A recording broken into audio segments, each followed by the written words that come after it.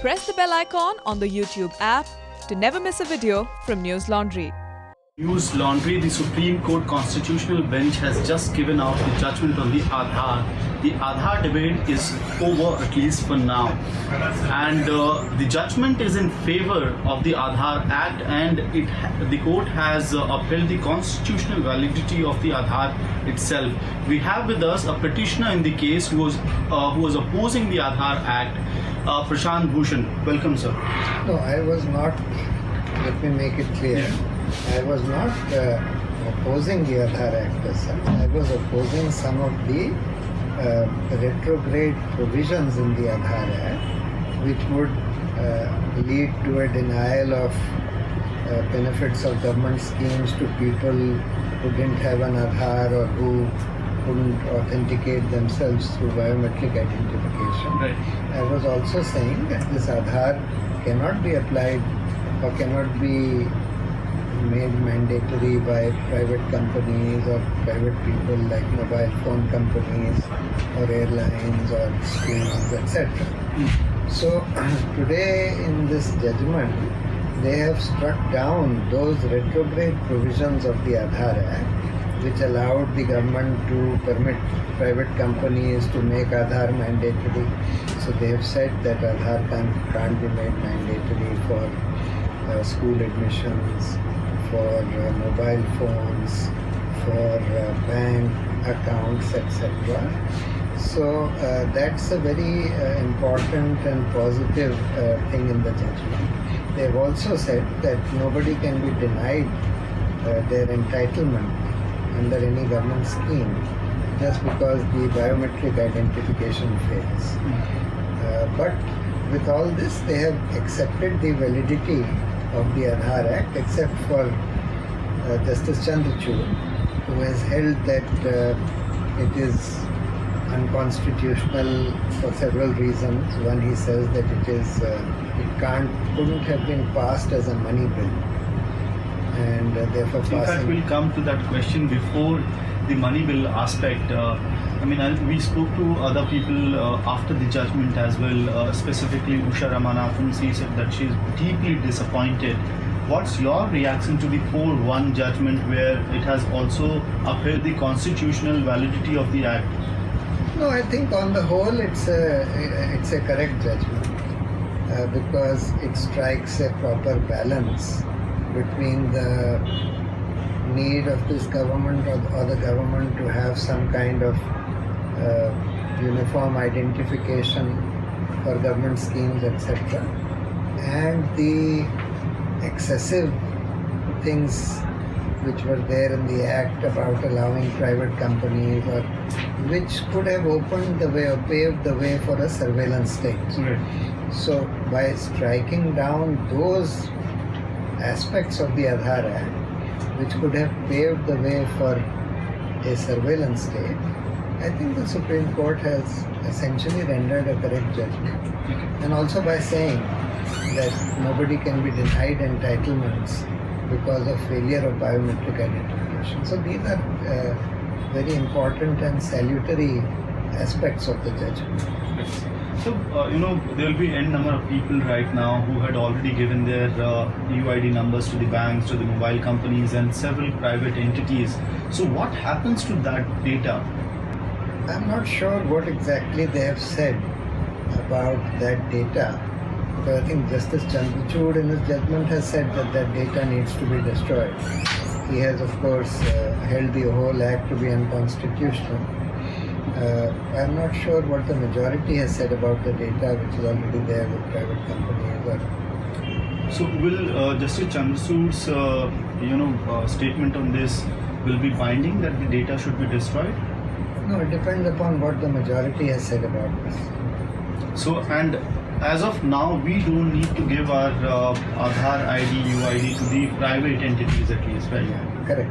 It can only be used for government schemes. Okay, there's another aspect to it. I think journalists also asked you after the judgment that income tax department will be taking our UID numbers for issuing PAN cards, and PAN card is submitted in the bank.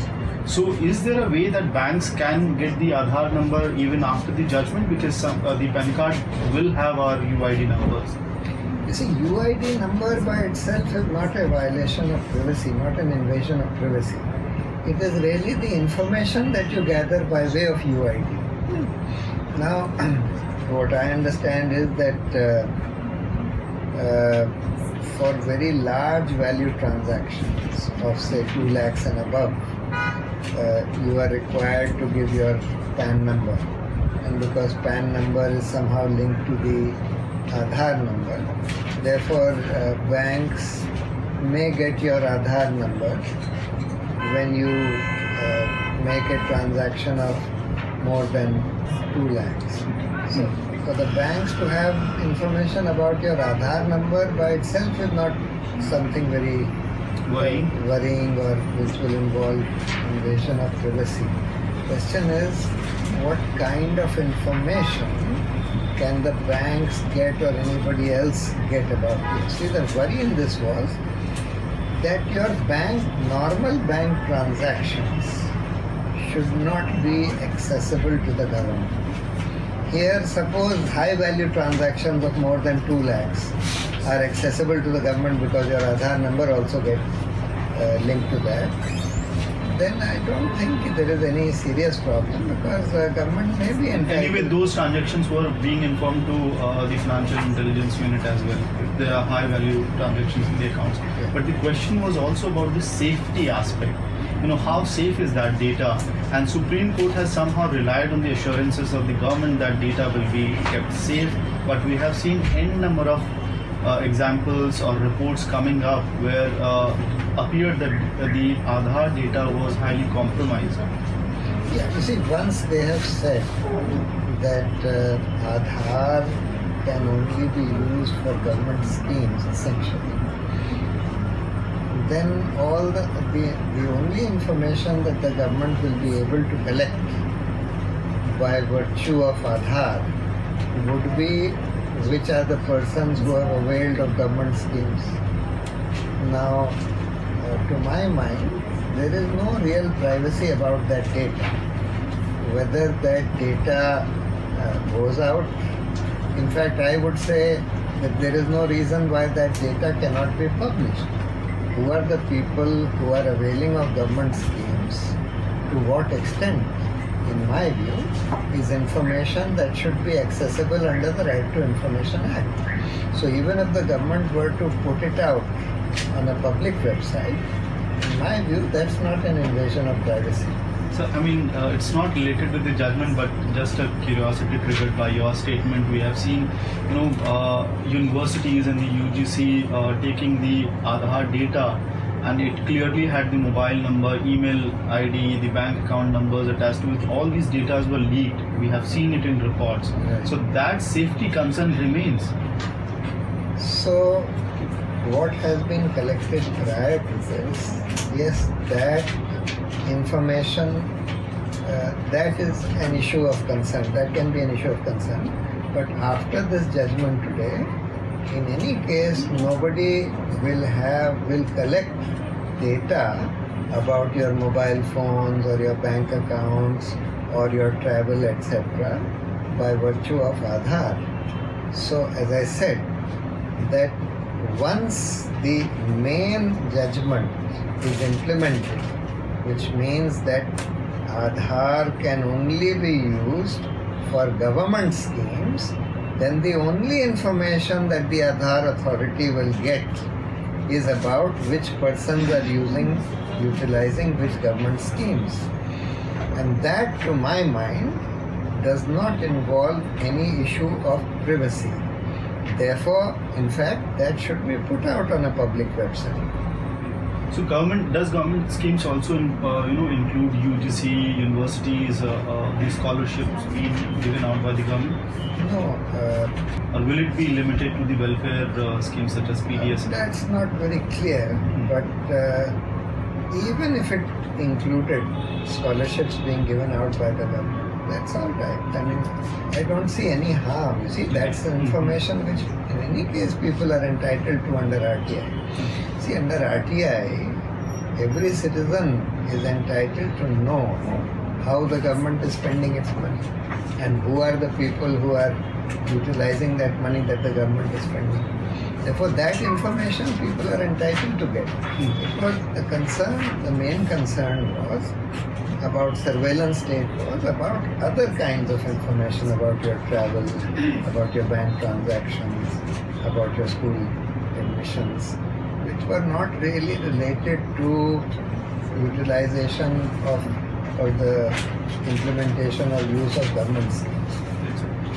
You were speaking about the money bill aspect. In fact, when the Aadhar was being passed under the money bill provision, there were arguments and accusations that the government is bulldozing the entire act, and it's not the right way to do it. It's not constitutional, but the court somehow today has upheld the constitutional validity. So that question about the money bill is clear. Was the government right to do so? No, the government has been misusing this provision about money bill, and therefore there are many legislations like Amendment to the Foreign Contribution Regulation Act, Amendment to the Representation of People Act. They have been also passed as money bills, though they have nothing to do with the Consolidated Fund of India or with government finances. That is clearly an abuse of this provision of money bill and an attempt to bypass the Raj Sabha, which is what Justice Chandrachud has said. He has said that even this Aadhar Act cannot really be called a money bill, and therefore it's an abuse of the power of the government and the speaker to have passed it as a money bill and thus bypass the Raj Sabha, and he has held it to be unconstitutional on that ground as well. However, because the majority judgment has restricted the application of the Aadhar Act to government schemes essentially, which obviously impact government finances and the consolidated fund, therefore it can be said, well, to the extent that this act is dealing only with schemes which affect government finances and the consolidated fund, it can be called a money bill. And last question about Justice Chandrachud's judgment. It's in complete contrast to the four other judgments, concurring judgments of the justices. How do you see that judgment? Number two, is there a possibility of challenging the judgment in near future or some years down the line? Well, I mean, it's always possible for the Supreme Court to constitute a larger bench at some future time and to review this Aadhar judgment, and it's entirely possible that a larger bench in future may agree with Justice Chandrachud. But to my mind, I think what the majority has done is quite fair and reasonable. What about Justice Chandrachud's judgment?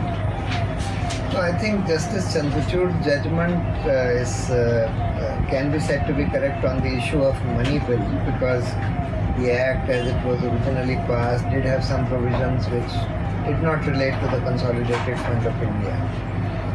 But it's also arguable that once it is read down, as the majority has done, then it does become a money bill. So that's an arguable proposition. On the whole, I would tend to agree with the majority judgment. So the majority judgment in somehow has managed to keep happy both sides, the government and the people? Yes, I think it's a balanced judgment. Government may not be very happy because the government's attempt to gradually introduce Aadhar for more and more things which were unrelated to government schemes, that attempt has been frustrated by this judgment. Can we say that an attempt to bring a surveillance state has been derailed? Yes, I think in my view, the attempt through this Aadhar Act to bring a surveillance state, that has been derailed even by the majority. Thanks for speaking to Newslaundry.